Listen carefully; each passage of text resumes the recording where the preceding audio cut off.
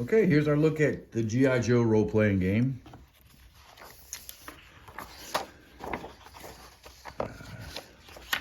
So, starting off, you get a couple paragraphs on different Joes and Cobra folks.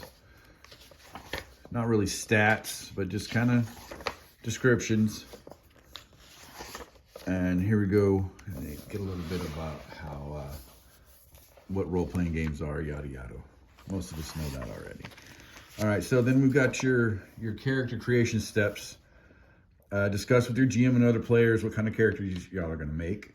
So then come up with a character concept, set your starting essences, select your influences, choose an origin, select a role, describe your character, and form a squad. So discuss with your GM and players. So don't really have nothing to do with that here. Character concept. I'm thinking I want to do a civilian who hasn't been in the military. I was looking at it earlier. I think that's going to be a neat way to go. So we set my starting essences. All right, so for essences are kind of like abilities or ability scores. So you have strength, speed, smarts, and social. All right, and it says here you have 12 essence points to spend between the 4 essence scores.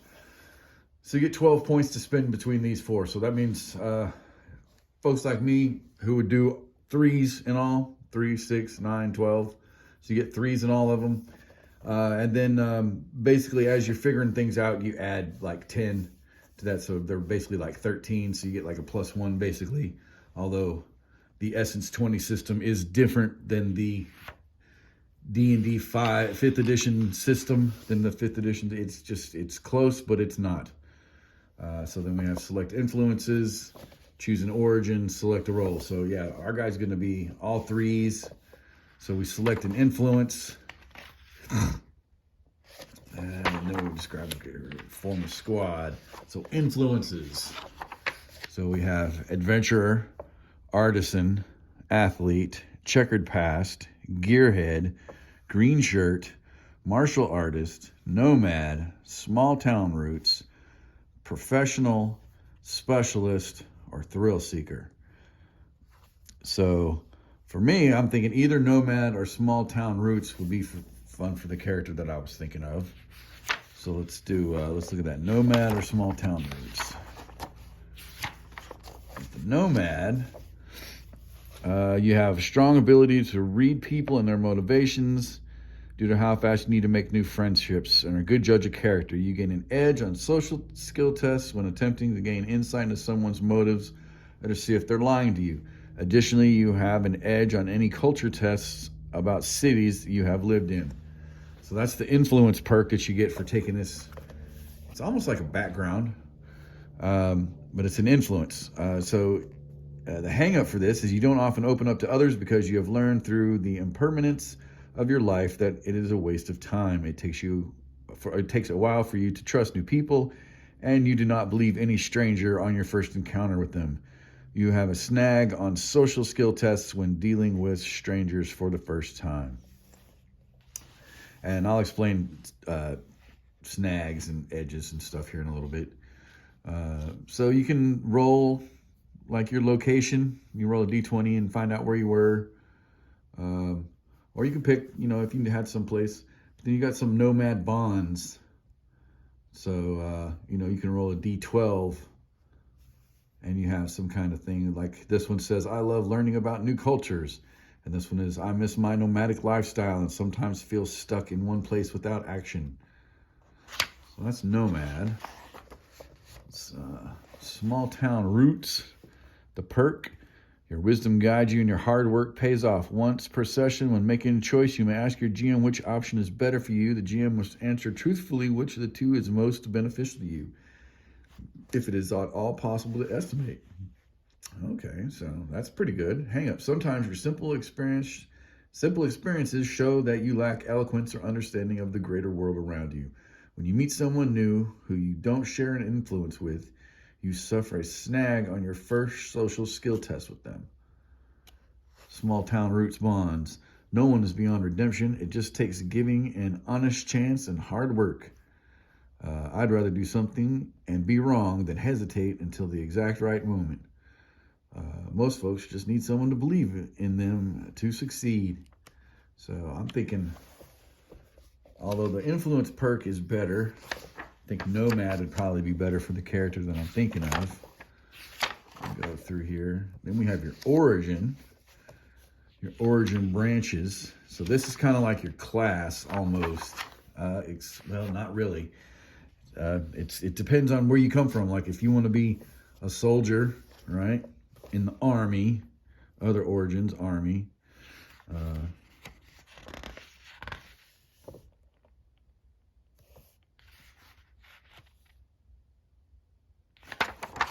Navy, Air Force, you can say sailor or pilot, or just in the Army, a soldier.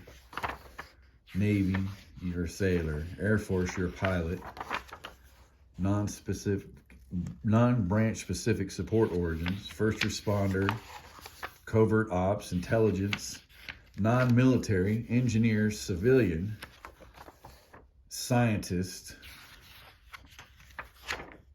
So civilian. So at this one, I get an increased 1 essence score of my choice by +1. And I may choose any skill to increase based on your training. This skill training must be in the essence taken and your essence score increase. So that's basically saying the skill that you pick has to have the appropriate ability score to it. So if you're picking acrobatics, you have to have improved dexterity, that kind of thing, if it were a 5th edition corollary.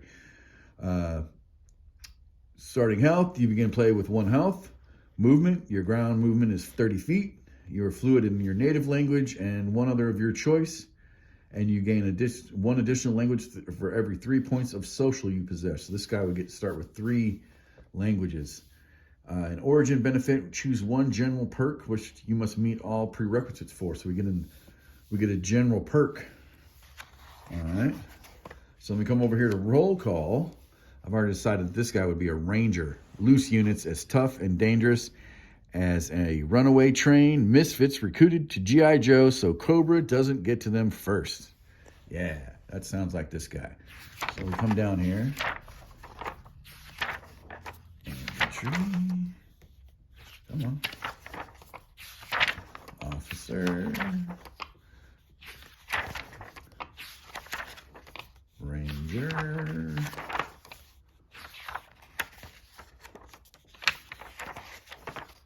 Renegade. All right. So then have all the big things here. For first level, you get a reckless abandon, aggressive, yo-jo, and a focus of your choice. So, aggressive is you may spend a story point once per turn to move up your full movement rating in addition to your move action. While using this ability, you ignore rough terrain and do not trigger contingency action attacks. That's nice. Let's see, I guess you get this training automatically, so you increase your strength essence by 1 and your speed essence by 1, and you get an additional essence increase based on your focus detailed below. So probably just whichever focus you pick, the essence related to that has to be increased. Gain 1 rank in 2 skills from the following: athletics, brawn, initiative, and infiltration. These ranks must be the essences taken in your essence increase. So that, like we were talking about, Yojo and focus choice. Let's see. Equipment training and qualifications over here. It says you're trained in light armor and qualified in tactical armor. Weapons, you are trained in might melee weapons and thrown weapons, and qualified in shotguns and submachine guns. Then you have this Yojo. It's basically every member of G.I. Joe gains the following: +1 health, standard issue equipment qualification, qualified with all standard land, sea, and air vehicles, and a battle cry. Yo, Joe. Everybody knows that. As a brave member of G.I. Joe, you are fearlessly charged into battle. In the first round of combat, if your first action is a move action, you may add an additional 10 feet to your movement. So a little bonus movement for your battle cry. And then the focus here, whichever thing you choose has to be, with the skills from before. So choose one of 3 areas in which your renegade excels. Blitzer, getting up and close and personal with enemies, thrashing them with the melee weapons. Door kicker, focused on ambush tactics and close quarters firearms. Tank, increased toughness to defend their squad from harm. Your focus grants additional benefits or improves existing renegade benefits. Your renegade focus grants you perks at 1st level and again at 3rd, 6th, 10th, 17th, and 20th levels. I would pick door kicker. And then the first thing that it told us we get, reckless abandon. The signature style of renegades is an aggressive and brash approach used to catch enemies off guard and allows you to fight through the pain until the battle's over. You can start fighting with reckless abandon as a free action. While acting with reckless abandon, you gain the following benefits as long as you're wearing light armor or no armor. You gain 2 steps up on all strength skill tests. I'll explain that here in a little bit too. You gain a bonus health as shown on the roll chart. This bonus health goes away when you end your reckless action. I'm not sure what the roll chart is. You cannot use kits while fighting with reckless abandon. Okay. And your reckless abandon lasts for 1 minute until they're on, basically just like Berserk does, basically, or Rage. Perks beyond 1st level, but we're not getting into those right now. Renegade focus options. So here's your door kicker. You get Menace. Your speed essence is increased by 1 at 1st level, and you again at 10th. And the skill point from this increase must be put into acrobatics, infiltration, or targeting. During equipment assignment and requisition, you get a free standard or limited upgrade for your shotgun or submachine gun. You do not suffer penalties for using a shotgun or submachine gun while in the reach of an enemy. So that was pretty cool. All right, technician, yada, yada. Keep going.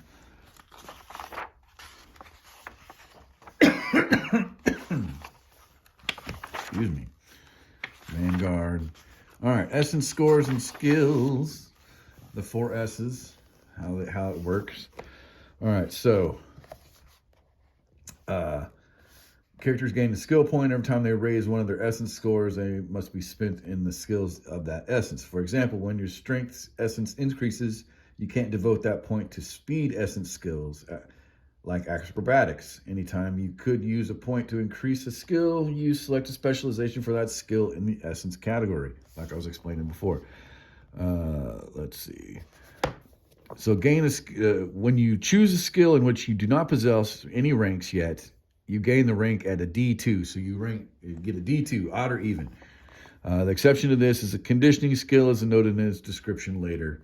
When you increase a skill's rank, it goes from D2. When you first get it, you can improve to a D4, a D6, a D8, a D10, and at last a D12 where it tops out.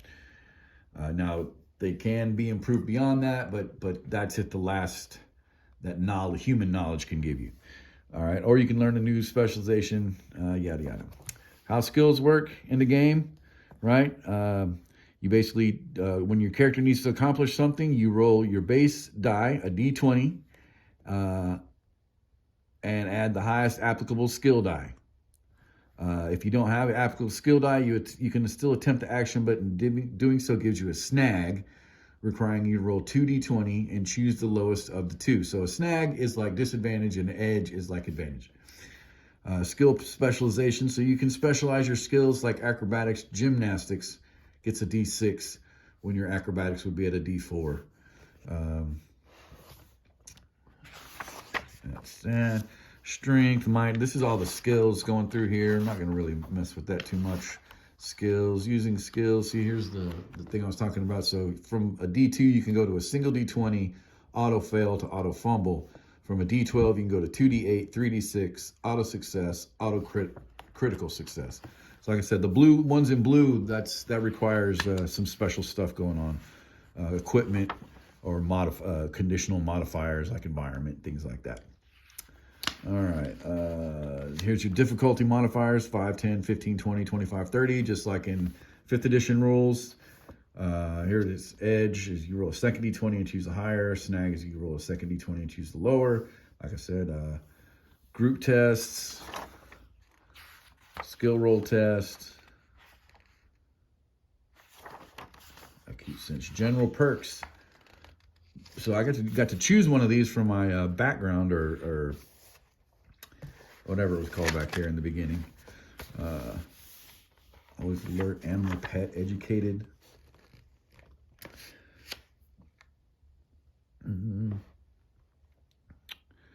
Battle hard, crush, dig deep, dodgy, evasive fighting, fast, green, heavy armor training, kung fu grip, nose for trouble, sharpshooter's grace, robot pet, razor tongue, photographic memory, people person.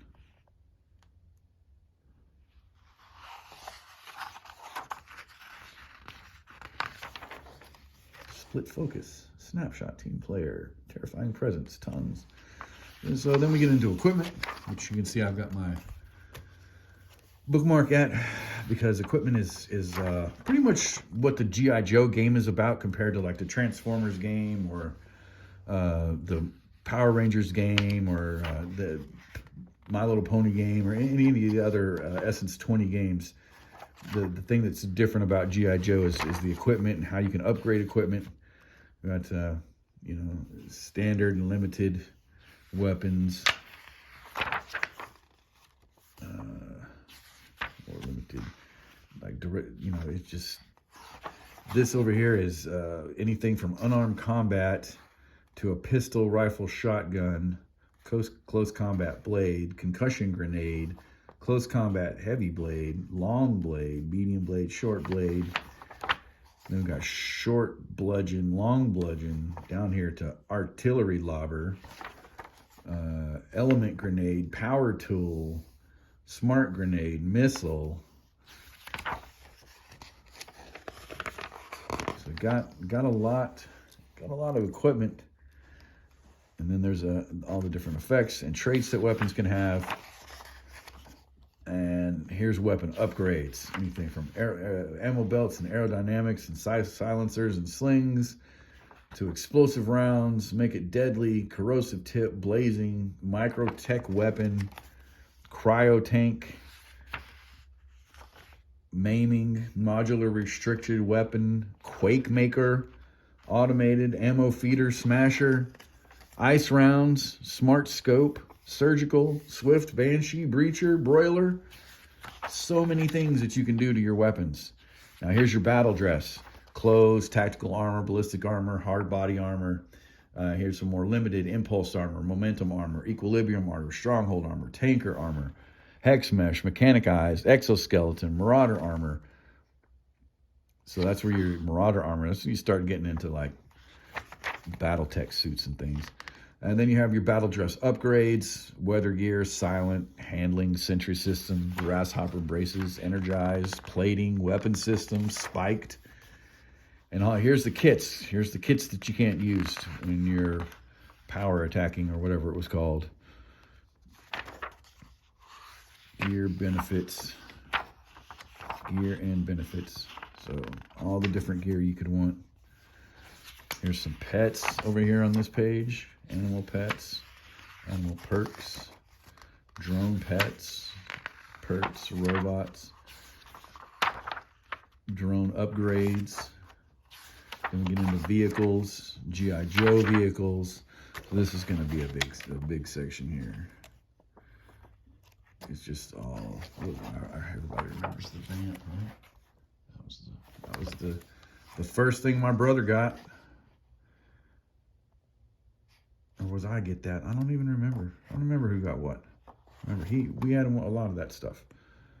All right. So then we're into combat.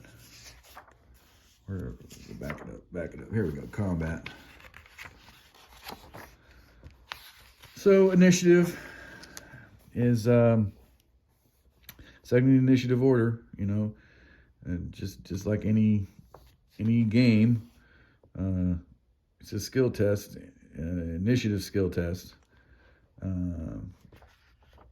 Any combatant that doesn't have any ranks in initiative skill, they instead roll a baseline D20 with a snag, just like any other untrained skill test. So that's a D20 with disadvantage to roll initiative if you don't have basic knowledge, basic proficiency in initiative.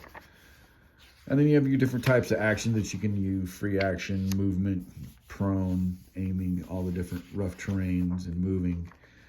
Your map footprint, size class, physical size, map footprint. So small or common, medium, 4 to 8 foot tall, 1 square, 5 feet, humans. That's what that is.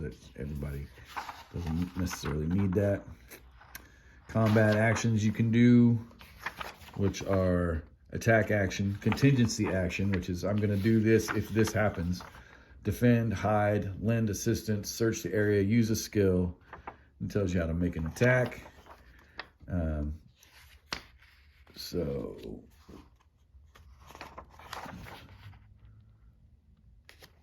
acquire a target, shift skill modifier. So pick a target within attack's reach for melee attacks or range attacks for a creature, object, or location. Shift skill modifiers. The GM determines if there are any circumstances that would apply dice shifts from the dice shift ladder, an edge or a snag on the skill test.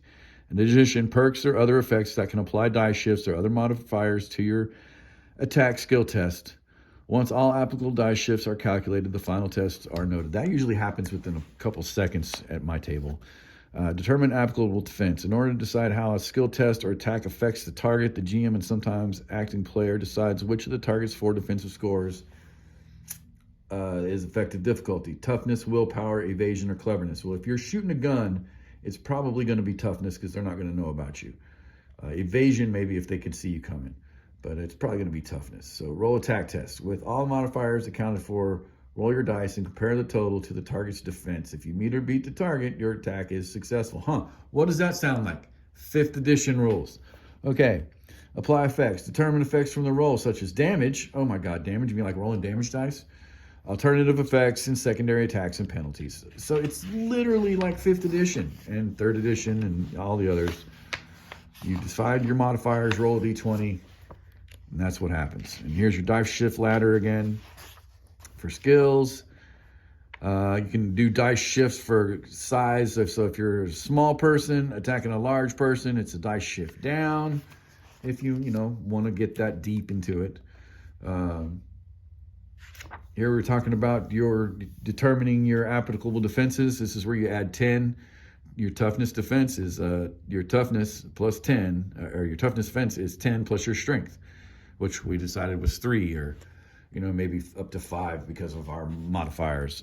But it might be our evasion and our speed that's up to there because of the modifiers, the skills and stuff. So toughness, willpower, cleverness, it's all 10 plus 1 of your essences. Rolling attack, rolling damage and healing, object toughness, other forms of combat, underwater, mounted, aerospace, vehicle. My advice is stick to person, then go to vehicle or mounted, then do some aerospace or underwater. Keep it easy. Here's some vehicle stuff. Exploration. So this is a section I was curious about how most G.I. Joes don't really explore. They know their mission, they go in, they do it, they attack, they take out Cobra and then move on. They don't really explore. So, but this is just a place to put things like rules for extreme conditions like weather and whatnot, eating and drinking, diseases. A place to put all your different conditions, grappled, frightened, defeated, all that. Between missions and downtime, crafting, healing, sleep, researching, requisitioning. Then you have the pit. For different locations. This one's the pit. USS Flag, back alleys. So that's just different locations that you can have, and things to do in those places. Cobra Island. Here we have threats. So this is basically your monster manual area and what to do, because here you have Cobra High Command. Pretty cool pictures of him. And Baroness, she's always cool. And Destro, who I always thought was the coolest, And we got Dr. Mindbender, little Dr. Mindbender. And then we have notable Cobras, which are, is just everybody else. And when I say everybody else, I literally do mean everybody else. Threats. Moving along here. Threats.